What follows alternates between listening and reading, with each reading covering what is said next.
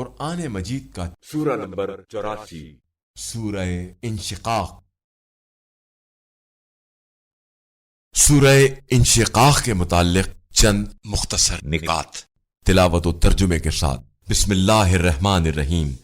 سورہ انشقاق موجودہ ترتیب کے اعتبار سے قرآن مجید کا سورہ نمبر 84 اور ترتیب نزول کے لحاظ سے سورہ نمبر 83 ہے۔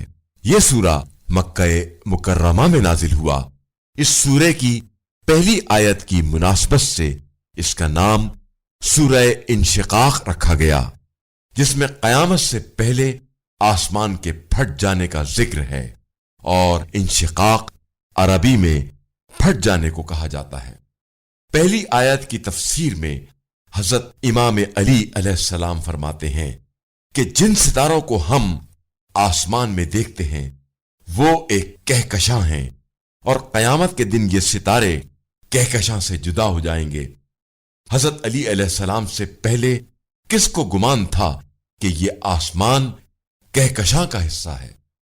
آیت نمبر 6 کے مطابق انسان کو اس دنیا میں عیش و عشرت اور کھیل کود کے لیے نہیں بھیجا گیا ہے، بلکہ انسان کو اللہ تعالی کا خلیفہ بنا کر رضائے پروردگار کے حصول کے لیے بھیجا گیا ہے، اور اللہ تعالی کا یہ فیصلہ ہے کہ وہ کسی بھی شخص کو کردار میں بلندی کے بغیر کوئی مقام عطا نہیں کرتا، بلکہ انسان کا کردار ہی اسے اللہ تعالی کے نزدیک مقام و منزلت کا مستحق بناتا ہے۔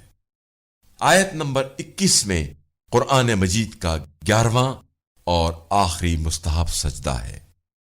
اس سورے کو درد ذہ والی عورت کے سامنے تلاوت کی جائے تو ولادت آسان ہو جائے گی۔ بسم اللہ الرحمن الرحیم۔ شروع کرتا ہوں اللہ کے نام سے جو بڑا مہربان نہایت رحم والا ہے۔ اذا السماء انشقت، اور جب آسمان پھٹ جائے گا، وَأَذِنَتْ لِرَبِّهَا وَحُقَّتْ، اور وہ اپنے پروردگار کا حکم سن لے گا اور اس کی تعمیل کرے گا، اور اس پر لازم بھی یہی ہے۔ وَإِذَا الْأَرْضُ مُدَّتْ، اور جب زمین پھیلا دی جائے گی، وَأَلْقَتْ مَا فِيهَا وَتَخَلَّتْ، اور جو کچھ اس کے اندر ہے وہ اسے باہر پھینک دے گی اور خالی ہو جائے گی۔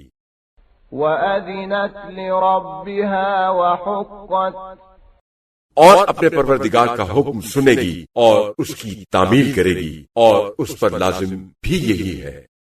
يَا أَيُّهَا الْإِنسَانُ إِنَّكَ كَادِحٌ إِلَى رَبِّكَ كَدْحًا فَمُلَاقِيهِ۔ اے انسان، تو کشاں کشاں اپنے پروردگار کی طرف کھینچا چلا جا رہا ہے اور اس کی بارگاہ میں حاضر ہونے والا ہے۔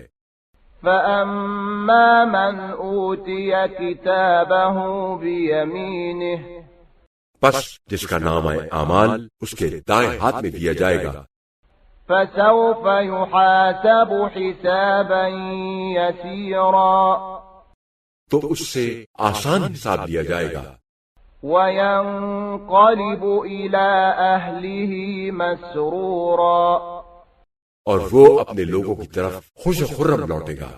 وَأَمَّا مَنْ أُوتِيَ كِتَابَهُ وَرَاءَ ظَهْرِهِ، اور جس کا نامہ اعمال اس کے پسے پشت دیا جائے گا، فَسَوْفَ يَدْعُو ثُبُورًا، تو وہ موت اور تباہی کو پکارے گا، وَيَصْلَىٰ سَعِيرًا، اور دوزخ کی بھڑکتی ہوئی آگ میں داخل ہوگا۔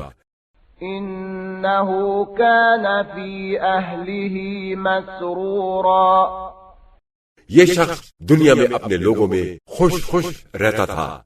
إِنَّهُ ظَنَّ أَن لَّن يَحُورَ، اس کا خیال تھا کہ وہ کبھی اپنے خدا کے پاس لوٹ کر نہیں جائے گا۔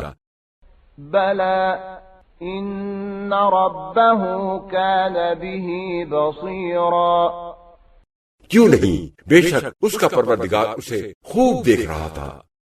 فلا اقسم بالشفق بس نہیں، میں قسم کھاتا ہوں شفق کی، واللیل وما وسق اور رات کی اور ان چیزوں کی قسم کھاتا ہوں جن کو وہ رات سمیٹ لیتی ہے، والقمر اذا اتسق اور چاند کی قسم کھاتا ہوں جب وہ پورا ہو جائے، لتركبن طبقا عن طبق تمہیں یوں ہی تدریجاً زینہ بدینہ چڑھنا ہے اور ایک ایک منزل طے کرنی ہے، فما لهم لا يؤمنون تو انہیں کیا ہو گیا ہے کہ ایمان نہیں لاتے، وَإِذَا قُرِئَ عَلَيْهِمُ الْقُرْآنُ لَا يَسْجُدُونَ اور جب ان کے سامنے قرآن پڑھا جاتا ہے تو یہ سجدہ نہیں کرتے، بَلِ الَّذِينَ كَفَرُوا يُكَذِّبُونَ بلکہ کافر لوگ تو الٹا اسے جھٹلاتے ہیں، وَاللَّهُ أَعْلَمُ بِمَا يُوعُونَ اور اللہ بہتر جانتا ہے جو کچھ وہ اپنے دلوں میں جمع کر رہے ہیں، فَبَشِّرْهُم بِعَذَابٍ أَلِيمٍ آپ صلی اللہ علیہ وآلہ وسلم انہیں دردناک عذاب کی خبر دے دیجئے، إِلَّا الَّذِينَ آمَنُوا وَعَمِلُوا الصَّالِحَاتِ لَهُمْ أَجْرٌ غَيْرُ مَمْنُونٍ ہاں البتہ جو لوگ ایمان لائے اور نیک اعمال کیے ان کے لیے کبھی ختم نہ ہونے والا اجر و ثواب ہے۔